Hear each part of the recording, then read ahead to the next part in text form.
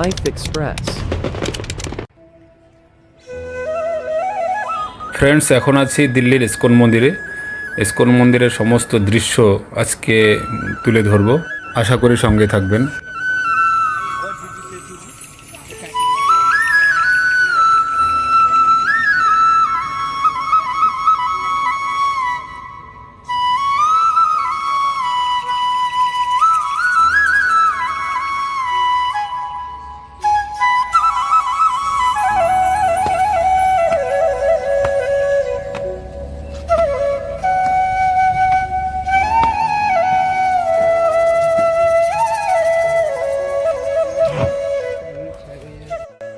গতকাল চেন্নাই থেকে দিল্লিতে এসেই আজকে শুরু করেছি দিল্লি দেখার জন্য।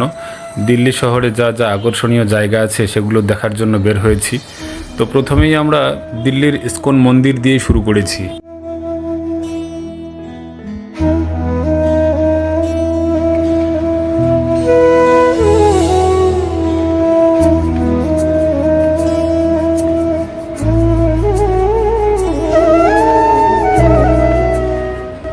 বাইরের দিক থেকেই দেখতে পাচ্ছি কি দারুণ দেখতে।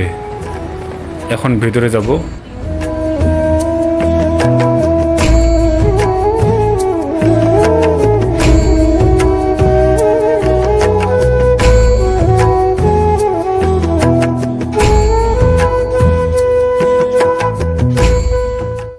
এখানে শু রাখার ব্যবস্থা রয়েছে ফ্রিতে।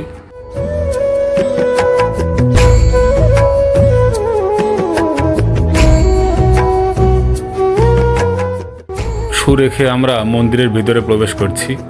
সামনে বাবা এবং মা আছেন। মন্দিরে যত প্রবেশ করছি তত দেখতে পাচ্ছি কি অসাধারণভাবে ডেকোরেটেড করা হয়েছে। কি দারুণ সব স্ট্রাকচার, খুবই দারুণ লাগছে। দেখতে পাচ্ছেন আপনারা।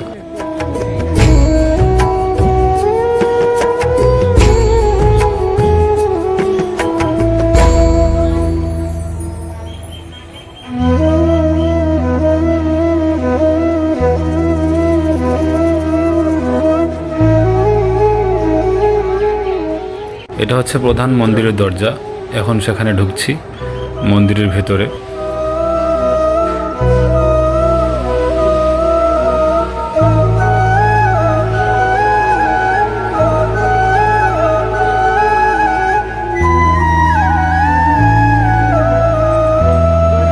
প্রধান মন্দিরের ভেতরে ঢুকেই দেখতে পাচ্ছি পুজোর জন্য মালা, ফুল সব কিছু রেডি করছে এখানকার যারা স্থানীয় বা ভক্তবৃন্দ। কি দারুণ পরিবেশ এবং মন্দিরের ভেতরটা এত সুন্দর দেখতে। আপনারা শুধু দেখুন কি সুন্দরভাবে সাজানো হয়েছে, কত সুন্দর পরিবেশ। আর একজন বিদেশি মহিলা হরে কৃষ্ণ মহানাম গাইছেন।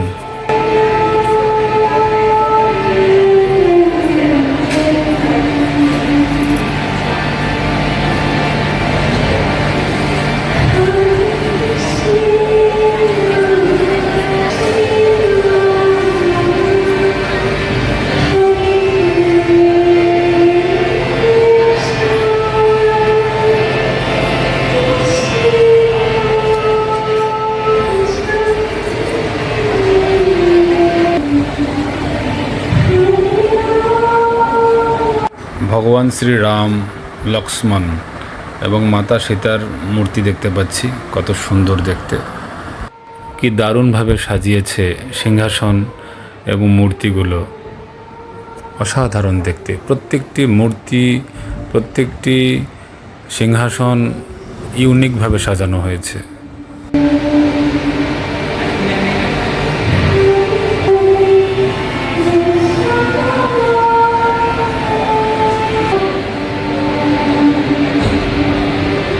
এখন শ্রী রাধা এবং শ্রী কৃষ্ণের মূর্তি দেখতে পাচ্ছি।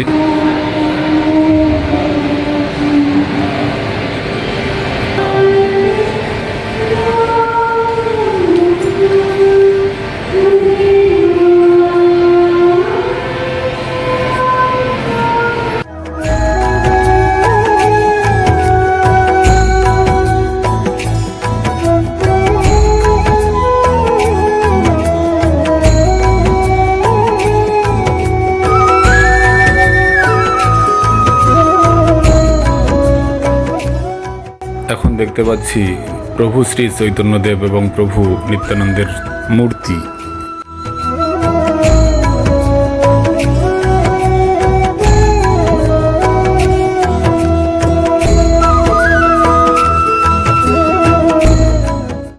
যতগুলো মূর্তি দেখতে পাচ্ছি সবগুলোই একটি মন্দিরের ভিতরেই সাজানো হয়েছে। খুব সুন্দর করে পার্ট পার্ট ভাবে সাজিয়ে রাখা আছে একটা মন্দিরের ভিতরেই, খুবই চমৎকার।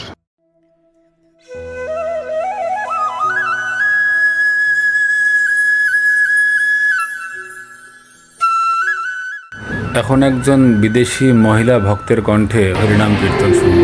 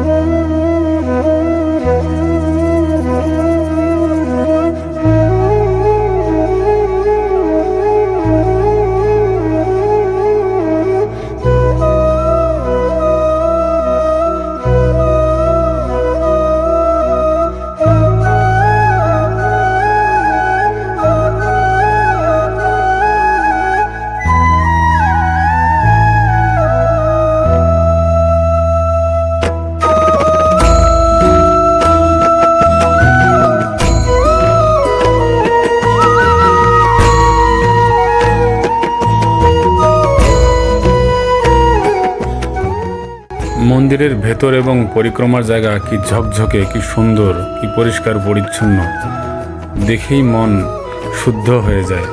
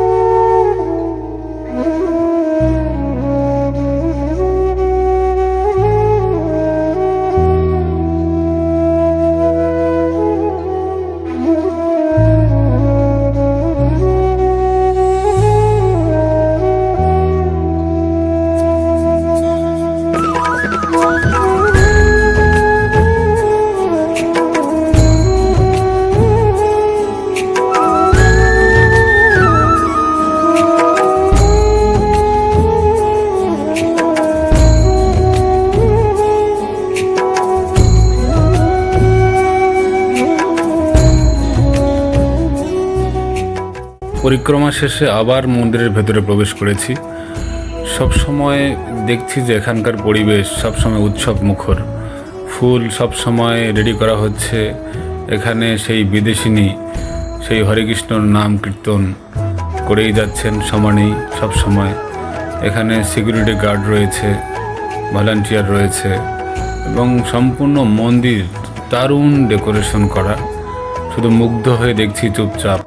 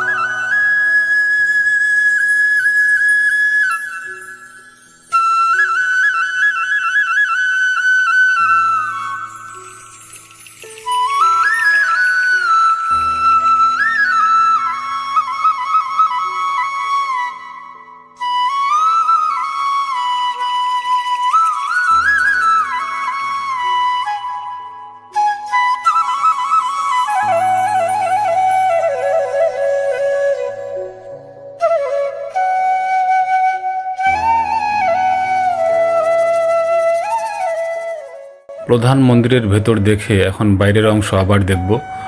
বাইরে আরও অনেক কিছু দেখার আছে, সেটাই দেখার চেষ্টা করছি।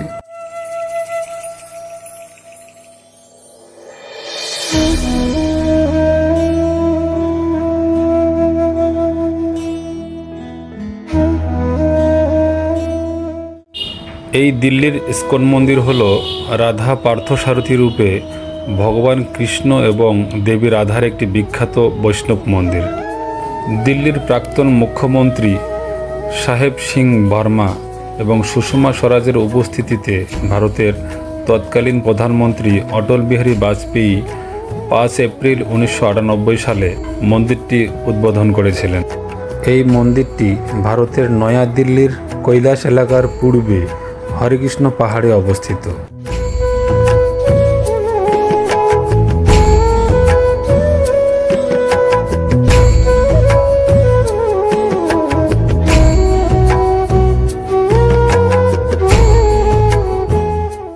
মন্দিরের চতুর্দিকে দেখতে পাচ্ছি দারুণভাবে ফুলের গাছ থেকে শুরু করে পাতাবাহারের গাছ বিভিন্নভাবে সাজিয়ে তোলা হয়েছে খুব সুন্দরভাবে।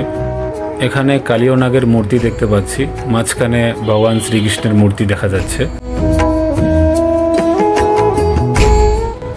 দ্য অডিটোরিয়াম, এখানে 375টি আসন রয়েছে, একসাথেই অনেকজন মানুষ এখানে কালচারাল ফাংশন উপভোগ করতে পারে। চতুর্দিকে খুব সাজানো গোছানো এই মন্দির। এখন দেখতে পাচ্ছি এটা এই মন্দিরের আরেকটি গেট, কি সুন্দরভাবে তৈরি করা, অসাধারণ দেখতে।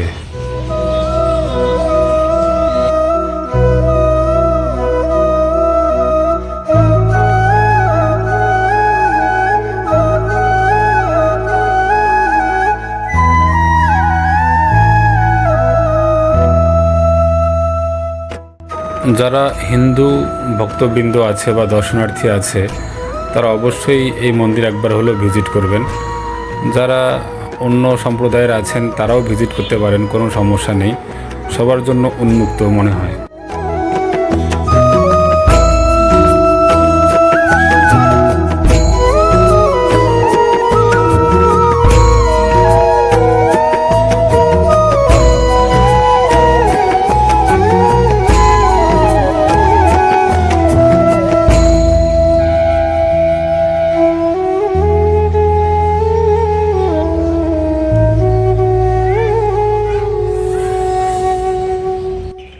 মন্দিরের সামনে থেকে দেখলে এইরকম দেখা যায়, কি উঁচু, কত বড়। এই মন্দিরে বিস্ময়কর ভগবদ্গীতা রয়েছে যা ইতালীয় মুদ্রিত। এর ওজন 800 কেজি এবং পরিমাপ 2.8 মিটারেরও বেশি। এটি ভারতের বর্তমান প্রধানমন্ত্রী নরেন্দ্র মোদী 26 ফেব্রুয়ারি 2019-এ মোড়ক উন্মোচন করেছিলেন, যা বিশ্বের অনেক বড়, সবথেকে বড় ভগবদ্গীতা নামে পরিচিত। এখন মন্দির থেকে বাইরে চলে এসেছি। অনেকগুলো বড় বড় পাথর দেখা যাচ্ছে। মন্দিরের পাশেই অনেক বড় পাহাড় রয়েছে। সেই পাহাড়ের সবথেকে উঁচু জায়গার থেকে এখন ছবি তোলার চেষ্টা করছি, রেকর্ড করছি ক্যামেরা দিয়ে। অনেক বড় শহর দিল্লি, সবাই জানেন আপনারা। অনেক বড় বড় উঁচুতলা বিল্ডিং দেখা যাচ্ছে। দিল্লি শহরটি প্রায় সব জায়গায় উঁচু নিচু পাহাড় দেখা যায়, বেশ পাহাড়ি শহর। এখান থেকেই দেখা যাচ্ছে ইসকন মন্দির। এই যে উপরে ইসকন লেখা আছে, খুব দারুণ লেগেছে। আশা করি আপনারা যারা ঘুরতে চান বা ইচ্ছুক অবশ্যই একবার হলো ঘুরে আসবেন, ভালো লাগবে দেখতে। ইসকন মন্দির দেখে এখন যাচ্ছি আমরা লোটাস টেম্পল দেখতে। সেই টেম্পলের ভিডিও দেখতে পরবর্তী ভিডিওতে চোখ রাখুন। আশা করি অনেক ভালো লাগবে। খুবই চমৎকার একটা ভিডিও হতে যাচ্ছে।